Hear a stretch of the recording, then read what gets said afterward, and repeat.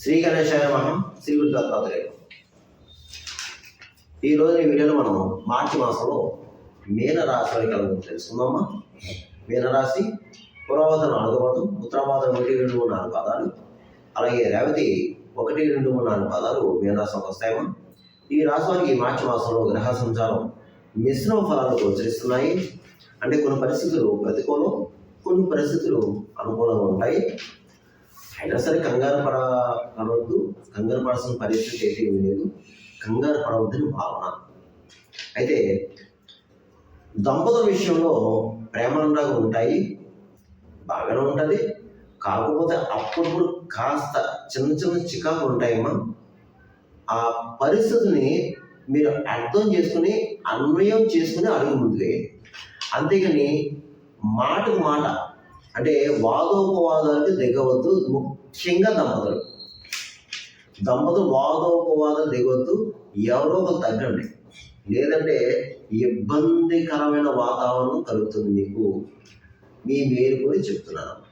ఇకపోతే ధన విషయంలో బాగుంది. సమయానికి ఏదో విధంగా ధనం వస్తుంది. కానీ కొన్ని పరిస్థితుల్లో, కొన్ని సందర్భాల్లో రుణాలు చేయవలసిన పరిస్థితి ఏర్పడుతుంది. అది గుర్తుపెట్టుకోండి. తర్వాత ధనం విషయంలో కూడా ధన వ్యయం అంటే అధిక ఖర్చులు, అనవసర ఖర్చులు, ఇంటి రిపేర్లు, మోటార్ రిపేర్లు ఇలాంటివి కూడా రావడానికి అవకాశం ఉంది. అయితే పాత మిత్రులు కలుసుకుంటారు. వారితో సంభాషణ చాలా ఆహ్లాదకరంగా ఉంటుంది. ఆహ్లాదకరమైన వాతావరణం ఉంటుంది. ఆహ్లాదకరమైన ప్రదేశాలకు వెళ్తారు. అలాగే కొత్త వాళ్ళతో మాత్రం జాగ్రత్త. వాళ్ళని నమ్మి అనవసరంగా డబ్బు, బంగారం, పత్రాలు ఏమి ఇవ్వద్దు. అలాగే మీ సొంత విషయాలు ఎవరితో షేర్ చేసుకోవద్దు. మీ సొంత విషయాలు, మీ ముఖ్యమైన వ్యవహారాలు ఆప్తులు మాత్రమే. మీ శ్రేయోభిలాషులు ఎవరైతే ఉన్నారో, మీ శ్రేయస్సు కోరేవారు, మీరు బాగుండాలని ఎవరైతే ఉన్నారో వారితో మాత్రమే సంప్రదించండి. ఆప్తులు, మిత్రులు మాత్రమే. బయట వాళ్ళతో సంప్రదించొద్దు. చాలా జాగ్రత్త. ఇకపోతే నూతన వ్యవహారాలకి శ్రీకారం చుట్టవద్దు. అంటే నూతన కార్యాలు ఏం పెట్టుకోవద్దు. పెట్టుబడి విషయంలో చాలా జాగ్రత్త. ఇన్వెస్ట్ మాత్రం ఏం చేయొద్దు. అలాగే ఎవరితో మాట్లాడేటప్పుడు మాత్రం చాలా ఆచితూచి మాట్లాడాలి. మీ ఇష్టానుసారంగా మాట్లాడితే మాత్రం కొన్ని చిక్కులు చిక్కలు కనిపిస్తున్నాయి.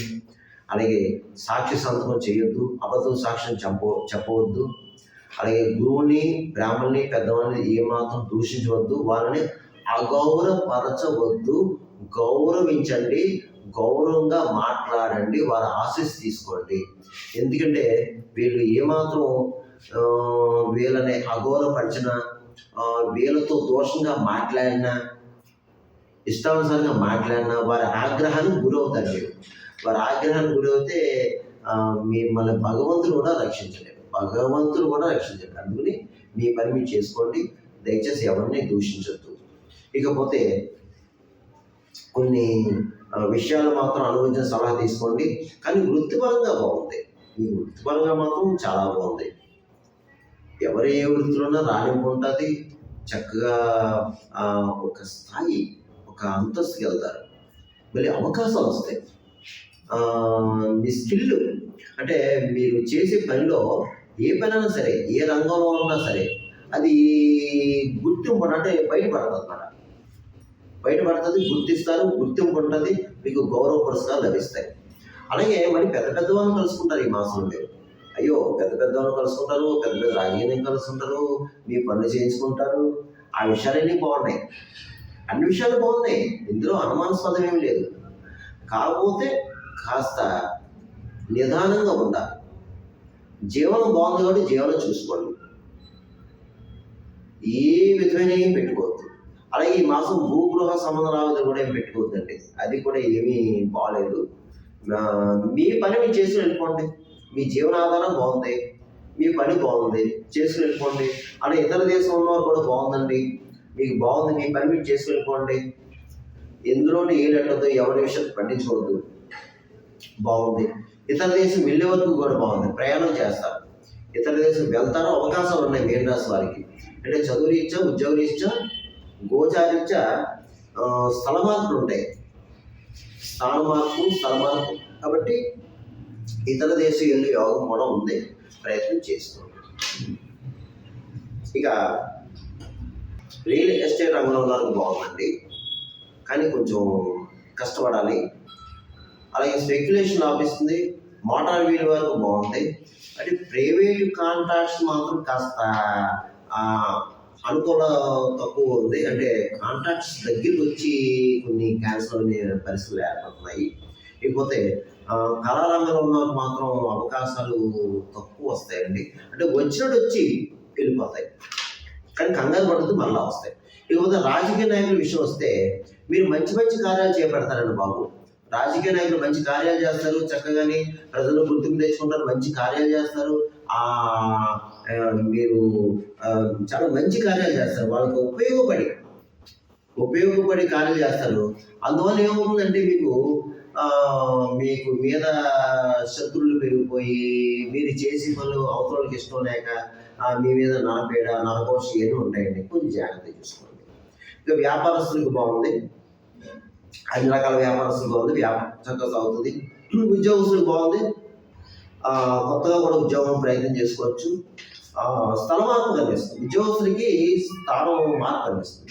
ఇకపోతే ముఖ్యంగా విద్యార్థులు చదువుకునే విద్యార్థులు ఇప్పుడు పరీక్ష కాలం కదమ్మా, చక్కగా చదువుకోవాలి మీరు.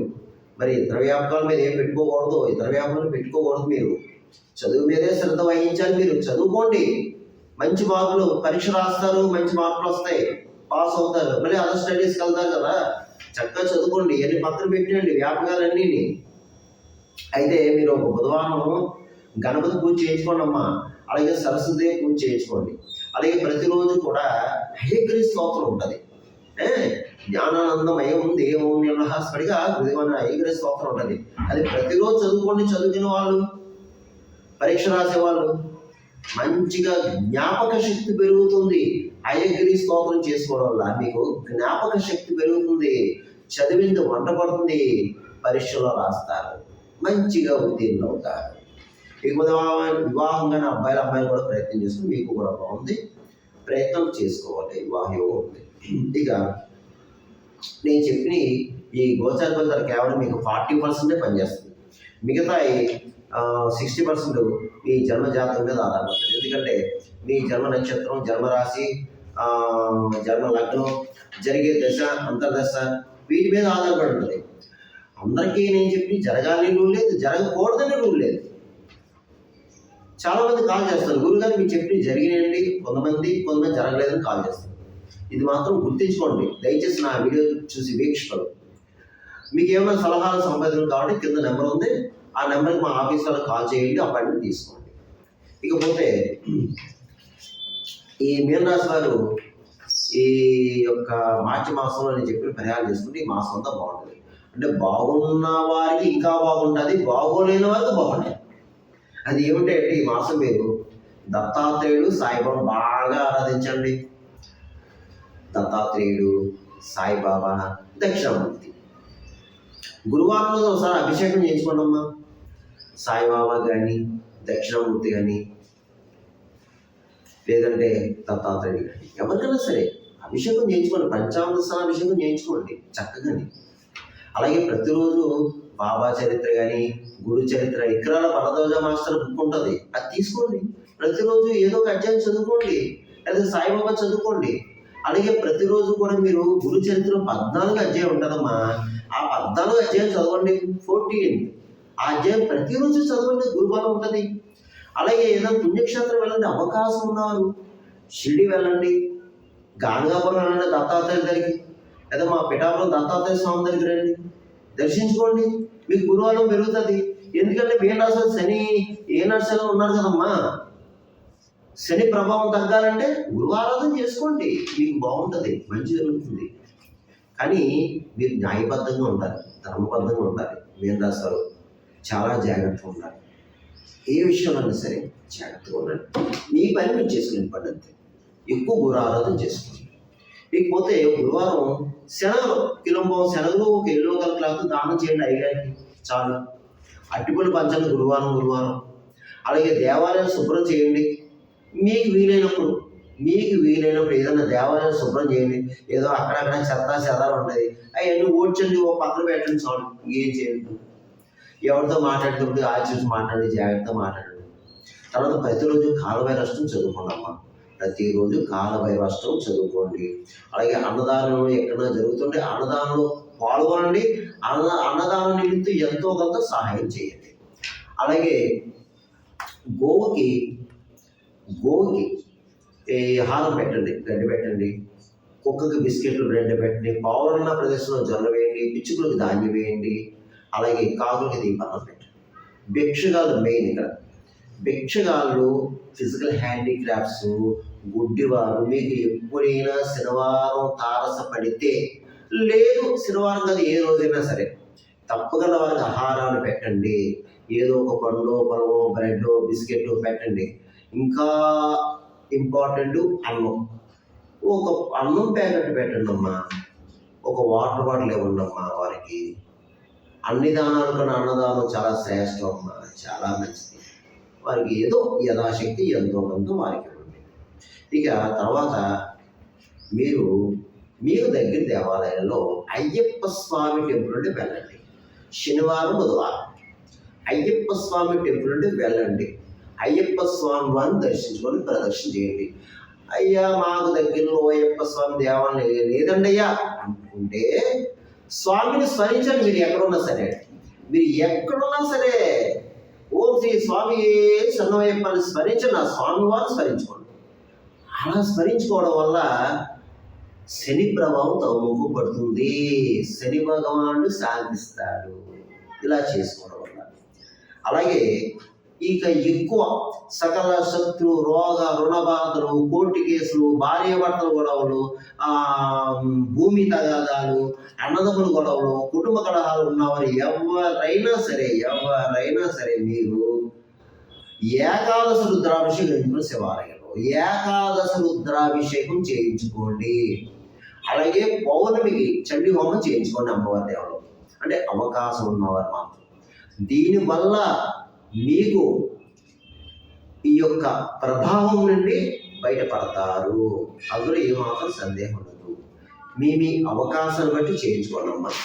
అందువల్ల ఈ మీనరాశి వారు ఏమీ కంగారు పడద్దు. ధైర్యంగా ఉండండి, నిబ్బరంగా ఉండండి, ధైర్యంగా ఉండండి. అడుగు ముందుకు వెయ్యండి. మీరు సక్సెస్ అవుతారు. అందులో ఏమాత్రం సందేహం లేదు. అందరికీ మంచి జరుగుతుంది, మేలు జరుగుతుంది. సర్వేజన సుగుణ భవంతు, శుభం భవంతు. స్వస్తి.